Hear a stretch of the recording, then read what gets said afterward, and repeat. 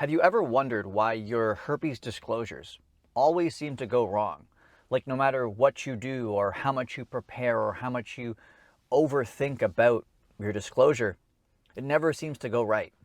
You know, you get rejected and it takes you off course, or they say something nasty to you and you take it personally, or you just avoid disclosure altogether and either ghost your partner or deal with the consequences of not disclosing. Because in this video, I want to explain the super simple reason why all of our disclosures seem to go bad and how to actually fix this so that going forward, it never has to be an issue again. Now, if you don't know who I am, my name is Christopher. I was diagnosed with HSV2 in 2020, and I was able to navigate my diagnosis, get my confidence back, make disclosure effortless, have successful relationships, and I've gone on to coach hundreds of clients that do the same thing. I do not believe anyone is hopeless or helpless, and I do want to share a little tidbit, a little mindset shift that will take a little bit of effort, but it's going to make all of your future disclosures absolutely effortless. And the simple thing, the simple reason, the simple perspective is that you're always expecting your disclosures to go badly. And how do you fix this? What if you, today, tomorrow, for the rest of your life, what if you just delusionally expected every disclosure to go well? Now, I know you're sitting here being like, yeah, but why would it go well? It's herpes. That's exactly the point. You can try to be delusional. You can try to expect it to go well. Or you could actually make sense in your brain why it should go well. So the reason that I say this and the reason it seems so simple and you're like, it can't be that simple, it really is. Because watch this example. When you go into a disclosure scenario or a dating scenario and you expect the worst, you're actually going to welcome the worst and only look for situations that confirm your beliefs. So if your belief about disclosure is that it can't go well, it has to be bad, you're going to be nervous, okay? Because you're bracing for rejection.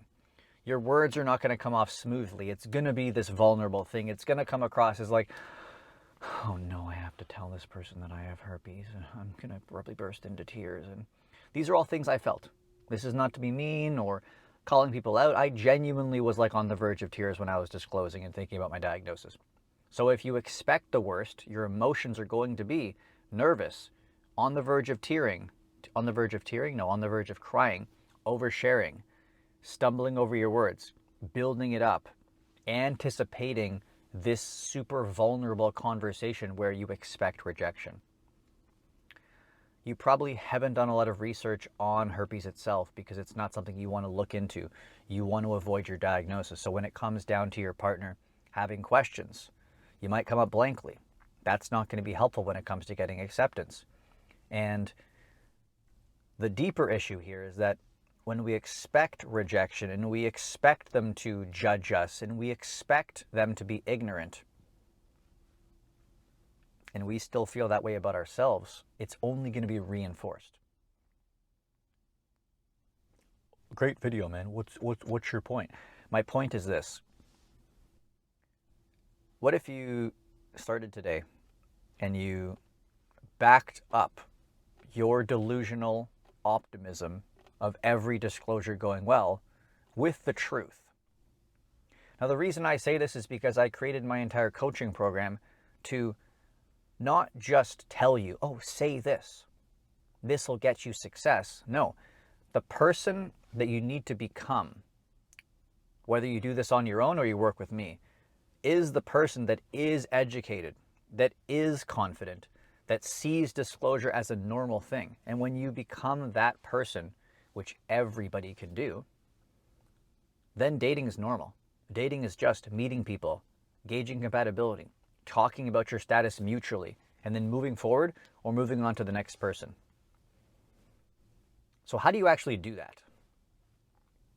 Well, first things first, you can back up your expecting your disclosure to go well with real facts for yourself and your partner. 80% of the world, or 50% of the world, or 70%, or something above 50% of the world has HSV1 or 2. We should all look at it the same way. They both can cause genital herpes. They both should be disclosed. They're both contagious in the same way. When you reframe your perspective on disclosure, not in the world we live in, because this world makes no sense. When you think about, little break, when you think the disclosure should be happening with most couples or most sexual interactions or most human beings dating, it then wouldn't seem so delusional for your disclosure to be normal. Lack of testing. When you know for a fact that your partner could have herpes, could be curious as to knowing their status, may not even know that they could have herpes, you no longer approach your own, you no longer look at yourself as this like black sheep, like I'm the only person with herpes. You kind of view it as like, well, I know my status due to these circumstances. I wonder if my partner knows. So you're not down here, please be with me. You're up here on a mutual level because you're both human beings existing in this world where herpes is incredibly common and there are so many circumstances by which people don't know their status. When you understand transmission, when you understand that there is a way to keep your partners as safe as possible to reduce the risk significantly, you can feel more like you aren't this like burden to a relationship. You're someone who can manage reducing the risk of herpes transmission in a relationship, because the majority of people are not getting herpes from people who are open, honest, aware of their status, taking precautions. It's usually people who don't even know. They don't even care. They have symptoms and are sleeping around. Like it's situations like this. And if you can reframe and understand that you are someone who is leading how to keep your partner safe, you're going to be able to have a more successful disclosure. And it should go well. And it should go well up here mentally. But that all comes with putting in this effort to get educated and to reframe your perspective, which then moves into, how do you get your confidence back? Well, let's look at the way that disclosure is keeping you stuck right now. If you go and disclose to someone and you don't feel like they're missing out on you, like you're not worthy of love and you don't have anything else to offer, and it's almost like, why should they date you? That's also why it's never going to be successful when it comes to disclosures. You should ideally be able to at least believe in yourself enough or put forth steps to make yourself believe in yourself more than you currently do right now. Because then, and this is like a super easy way to imagine it, if you get rejected and you don't feel worthy, you're like, oh, it makes sense that I got rejected. But if you feel worthy, you feel like you have things to offer, you're almost like, wait, why did they reject me? I had all of these other things that made me a great character, that made me a great person, that made me a great partner. Now, if you don't currently feel that way, you can write down all the things you still have to offer, or write down the things that you want to have to offer and work through that. Getting back in shape. I don't know, getting a job again if you're, let yourself go or something. Just like simple things. Maybe it's pursuing the life you want, or moving to a different place, or having I don't know what it is people do to like be a better partner, but you get the point. You you need to feel as though your partner is somewhat missing out on you, because then you should expect disclosure to go well. You should expect your partner to just be like, how do we make this work? You seem like a catch. So when you take the normalcy of disclosure from step number 1 into step number 3, which is all about disclosure, and you take your confidence and your self-worth from step number 2, this genuinely gives you like a backing for why your delusion expecting disclosure to go well. I can't even speak English. It made sense last night when I was making a voice message. Essentially, delusional belief, every disclosure should go well.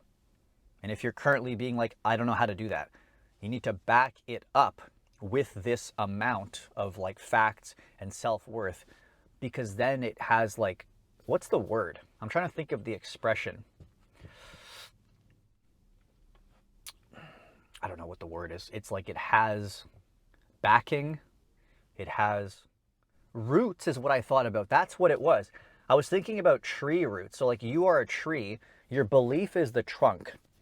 And like if the trunk doesn't have any roots, which is your self-worth and your knowledge and your confidence, the tree can fall over. But it's like if you build the roots of yourself, then every disclosure doesn't anymore delusionally go well. It should go well. And it's like shifting from that belief of fake confidence to genuine confidence. And that's really how to make every disclosure go well. And on the flip side, why every disclosure doesn't seem to go well. So to summarize the video, it's like every disclosure isn't going well because you are constantly approaching it with the perspective of it will go badly, it should go badly, I don't deserve love, I don't know how to keep my partner safe, I don't think disclosure is normal, we aren't both on the same playing field. And when you realize that the flip is just expecting every disclosure to go well, which then, to conclude the video, results in a couple things. If you are looking for a loving, accepting partner who wants to have a conversation with you about herpes and isn't toxic, judgmental, and ignorant, you win either way. Because if you are constantly expecting your disclosures to go well, then when you filter out a judgmental person, your disclosure goes well. You are not missing out on someone who doesn't treat you nicely post-disclosure. So in the sense, you can either have the everything is going to go badly and ignorant person reinforces your bad beliefs onto you, or everything is going to go well, ignorant person filters themselves out before they waste any more of your time. And then your goal is set on finding a partner who likes you for you, who sees value in you. And when you believe that in yourself, dating is dating. You go out there, you meet someone, and either way, when you have a positive perspective, when you anticipate things going well, that's all you're ever going to filter out in your head. If you do want some help getting to that point, reframing your disclosures, perfecting it, increasing your confidence, getting properly educated about herpes, I'll leave a link down below to book a call with me because I don't think anyone is hopeless or helpless. They just need the right tools. I'll see you guys in the next video.